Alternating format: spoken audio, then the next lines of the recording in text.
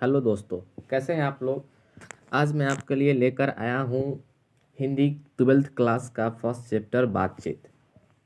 तो अगर आप मेरे चैनल पर नए हैं तो कृपया चैनल को सब्सक्राइब करें और वीडियो को शेयर करें अच्छा लगे तो आपको। तो चलिए वीडियो शुरू करते हैं।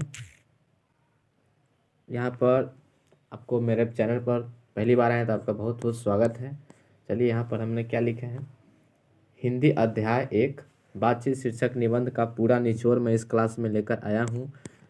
एक ही वीडियो में पूरा जो इसका वस्तुनिष्ठ अब यानी कि ऑब्जेक्टिव क्वेश्चंस है और जो सब्जेक्टिव क्वेश्चन है वो सारे को मैं लेकर आया हूँ। तो चलिए शुरू करते हैं। यहाँ से मेरा फर्स्ट ऑब्जेक्टिव शुरू हो गया है। क्वेश्चन क्या कर रहा है, बातचीत शीर्षक निबंध के लेखक कौन है। तो बालकृष्ण भट्ट इसका आंसर हो जाएगा। बालकृष्ण भट्ट क्या बातचीत शीर्षक निबंध के लेखक है। अगला क्वेश्चन देखते हैं। कहता है क्या, बातचीत शीर्षक गद्य की कौन सी विधा है। तो यह क्या एक निबंध है, एक प्रकार का निबंध है। तो आगे लेखक बालकृष्ण भट्ट का जो जन्म है वह कब हुआ था। तो इसका जन्म जो है 23 जून 1844 को इनका जन्म हुआ था। इलाहाबाद उत्तर प्रदेश में इनका जन्म हुआ है। आगे क्वेश्चन आएगा, हम देख लेते हैं फिर से। बात निबंधकार बालकृष्ण भट्ट की मृत्यु कब हुई। तब 20 जुलाई 1914 को बालकृष्ण भट्ट की मृत्यु हो गई। और बालकृष्ण भट्ट का जो जन्म है वह कहाँ हुआ था। तो इलाहाबाद उत्तर प्रदेश में हुआ। अभी मैंने आपको बताया इनका जो जन्म है वह इलाहाबाद उत्तर प्रदेश में हुआ। मृत्यु इनका 23 जून 1844 में हुई। पहले जी इसका जो जन्म है वह 23 जून 1844 में इनकी जन्म हुआ और 20 जुलाई 1914 में इनकी मृत्यु हो गई। अब आते हैं आगे। बालकृष्ण भट्ट के माता पिता का नाम क्या था। तो पार्वती देवी इनकी माता का नाम था और बेनी प्रसाद भट्ट इनके पिता का नाम है। ध्यान से इस क्वेश्चन को देखिएगा, ये क्वेश्चन बार बार बिहार बोर्ड पूछता है। बालकृष्ण भट्ट के पिता का नाम क्या था, बेनी प्रसाद भट्ट। और 2023 में बालकृष्ण भट्ट की जो माता है उनका नाम पूछा गया है, पार्वती देवी है। 2023 में ये क्वेश्चन पूछा गया है, बिहार बोर्ड ने इसको पूछा है। देखिए आगे। बालकृष्ण भट्ट एक निबंधकार के अलावा क्या थे।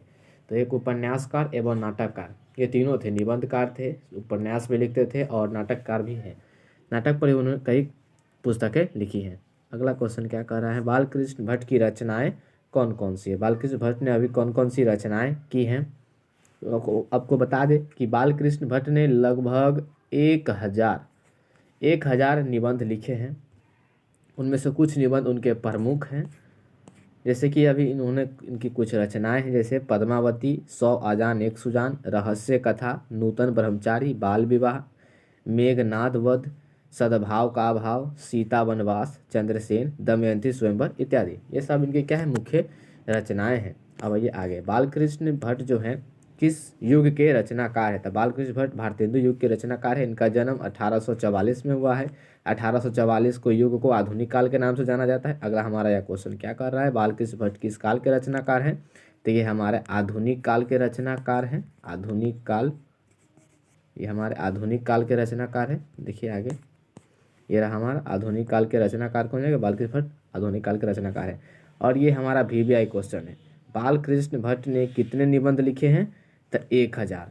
ये क्या है, 1000। ये बिहार बोर्ड ने कितने बार इसको पूछा है, ये VVI इस पॉइंट है, ये इसको आप याद कर लीजिएगा। बालकृष्ण भट्ट ने अभी तक 1000 तक निबंध लिखे हैं। अब आइए आगे। अगला क्वेश्चन क्या कर रहा है, बातचीत के माध्यम से बालकृष्ण भट्ट क्या बतलाना चाहते हैं। तो बातचीत के माध्यम से बालकृष्ण भट्ट जो है बातचीत की किस प्रकार शैली होनी चाहिए वही बतलाना चाहते हैं बातचीत के माध्यम से। वह बालकृष्ण भट्ट की को हिंदी का एडिशन और स्टील किसने कहा है। तो रामचंद्र शुक्ल ने कहा है। देखिए आगे क्वेश्चन क्या कर रहा है, बातचीत शीर्षक निबंध के अनुसार जो कुछ मवाद या धुआं जमा रहता है वह भाप बनकर निकल जाता है, कैसे। तब बातचीत के जरिए। लेखक ने यहाँ कहा है जो भी मनुष्य के अंदर जो मवाद धुआं जमा रहता है वह भाप बनकर निकल जाता है बातचीत के जरिए। चलिए यहाँ पर हमारा ऑब्जेक्टिव क्वेश्चन जो है वह समाप्त हो चुका है। अब यहाँ से हम सब्जेक्टिव देखेंगे। ये भी VVI सब्जेक्टिव है, इसको भी बिहार बोर्ड ने कई बार पूछा है। क्वेश्चन हमारा क्या कर रहा है, अगर हमें वाक शक्ति न होती तो क्या होता। अगर हमें वाक शक्ति न होती तो क्या होता। अगर आपको वीडियो अच्छा लग रहा है तो कृपया एक लाइक कर दे। आपका एक लाइक से कुछ जाने वाला नहीं है। उत्तर क्या कर रहा है, ईश्वर द्वारा प्रदत्त शक्तियों में वाक शक्ति मनुष्य के लिए एक वरदान है। वाक शक्ति कहने का मतलब बोलने की शक्ति। ईश्वर द्वारा जो भी शक्ति मनुष्यों को मिली है उसमें मनुष्य की जो बोलने की शक्ति है वह एक प्रकार का वरदान है। अगर हमें वाक शक्ति न होती तो यह जो सृष्टि है वह गूंगी सी प्रतीत होती। अगर हमें वाक शक्ति न होती तो ये जो सारी सृष्टि है वह गूंगी सी प्रतीत होती। वाक शक्ति के अभाव में मनुष्य अपने सुख दुख को अन्य व्यक्तियों के साथ नहीं बांट पाते। जब बातचीत नहीं होता तो अपने सुख दुख को लोगों के द्वारा नहीं बांट पाते। सबसे विकट स्थिति तो तब होती जब चटुली व्यंग्यात्मक बातें कहकर तालियां बटोरना भी क्या होता, कहकर तालियां बटोरना भी संभव न होता। अब देखिए अगला क्वेश्चन क्या कह रहा है, बातचीत के संबंध में बेन जॉनसन और एडिसन के क्या विचार हैं। इन्होंने बातचीत के बारे में कुछ विचार अपने व्यक्त किए हैं जो इस कहानी में उद्धत है, वही यहाँ पर आपको बताना है। तो क्वेश्चन हमारा कहा था बातचीत के संबंध में बेन जॉनसन और एडिसन के क्या विचार हैं। तो आंसर क्या करा, बातचीत के संबंध में बेन जॉनसन और एडिसन के अपने अपने मत इस प्रकार दिए। और बातचीत के संबंध में बेन जॉनसन और एडिसन ने अपने अपने मत इस प्रकार दिए हैं। देख लेते हैं किस प्रकार उन्होंने मत दिया है। बेन जॉनसन का कहना है कि, एक मिनट, बेन जॉनसन के अनुसार बोलने से मनुष्य के रूप का क्या होता है, साक्षात्कार होता है जो बड़ा ही उचित जान पड़ता है। बेन जॉनसन का कहना है जब तक मनुष्य बोलता नहीं तब तक उसके गुण दोष प्रकट नहीं होते हैं, उसका रूप का साक्षात्कार होता है। बोलने से ही मनुष्य के बारे में जानकारी मिलती हो किस तरह का वह आदमी है। अब देखिए एडिसन का क्या विचार है। वहीं एडिसन का मत है कि असल बातचीत जो है सिर्फ दो लोगों में ही संभव हो पाती है, जिसमें दोनों व्यक्ति आमने सामने अपना दिल खोलकर बातें करते हैं। तीसरे की उपस्थिति से ही बातचीत की जो धारा है, वह बदल जाती है और उसका स्थान जो है फॉर्मेलिटीज ले लेती है। फिर से क्वेश्चन आपको बता देता हूँ। एडिसन का मत है कि असल बातचीत सिर्फ दो लोगों में ही संभव हो पाती है, जिसमें दोनों व्यक्ति आमने सामने अपना दिल खोलकर बातें करते हैं। तीसरे की उपस्थिति से ही बातचीत की जो धारा है वह बदल जाती है। जब तीन लोगों की बातचीत होती है तब उसका कोई केंद्र बिंदु नहीं रहता है, लोग अपने अपनी बातें करने लगते हैं। चार लोगों की बातचीत तो सिर्फ फॉर्मेलिटीज कहने का मतलब लिखा पढ़ा नहीं होता है। जो मीटिंग में होता है, ये इधर से ये बोल रहा है, इधर से ये बोल रहा है, वही फॉर्मेलिटीज स्थान ले लेती है, उसका कोई आशय नहीं होता उस बातचीत से। चलिए क्वेश्चन आप समझ गए होंगे, मुझे आशा है आप ये क्वेश्चन समझ गए होंगे। अब देखिए आर्ट ऑफ कन्वर्सेशन क्या है। ये आपका VBI क्वेश्चन है। क्वेश्चन क्या कर रहा है, आर्ट ऑफ कन्वर्सेशन क्या है। तो उत्तर, आर्ट ऑफ कन्वर्सेशन का शाब्दिक मतलब होता है वार्तालाप की कला। आर्ट ऑफ कन्वर्सेशन का मतलब क्या होता है, वार्तालाप, मतलब बोलने की जो कला है वो। यूरोप के लोगों का आर्ट ऑफ कन्वर्सेशन जगत प्रसिद्ध है। यूरोप के लोगों का जो बोलने का तरीका है उसको ही आर्ट ऑफ कन्वर्सेशन नाम दिया गया, जो क्या है, जगत में प्रसिद्ध है। आगे क्या कर रहा है, आर्ट ऑफ कन्वर्सेशन के हुनर की बराबरी जो है स्पीच और लेख दोनों ही नहीं कर पाते। आर्ट ऑफ कन्वर्सेशन के जो माहिर व्यक्ति होते हैं, जो इसके बारे में जानते हैं, इस तरह से बात करते हैं, उनके सामने लेख और जो स्पीच है वह दोनों ही क्या हो जाते हैं, पीछे रह जाते हैं। अब देखिए आगे क्या कह रहा है, इस हुनर की जो पूर्ण शोभा काव्य कला प्रणिविदत मंडली में है। इस हुनर की अगर कोई पूर्ण शोभा काव्य कला देखनी है तो यूरोप की विद्वत मंडली कहने का मतलब मीटिंग में चलता है वाला बात। इस कला के माहिर व्यक्ति ऐसे चतुराई से प्रसंग छोड़ते हैं कि श्रोताओं के लिए जो बातचीत है वह कर्णप्रिय एवं अत्यंत सुखदायी होते हैं। इस कला के जो माहिर व्यक्ति होते हैं ऐसे चतुराई से प्रसंग छोड़ते हैं, कहने का मतलब ऐसे चतुराई से बात करते हैं, एक निम्न तरीके से, एक अच्छे ढंग से बातचीत करते हैं, जिससे जो सुनने वाले जो लोग होते हैं उनको क्या, कानों को काफ़ी अत्यंत सुख प्राप्त होता है। उनको कानों को सुनकर उनके कान क्या हो जाते हैं, सुख प्राप्ति करते हैं।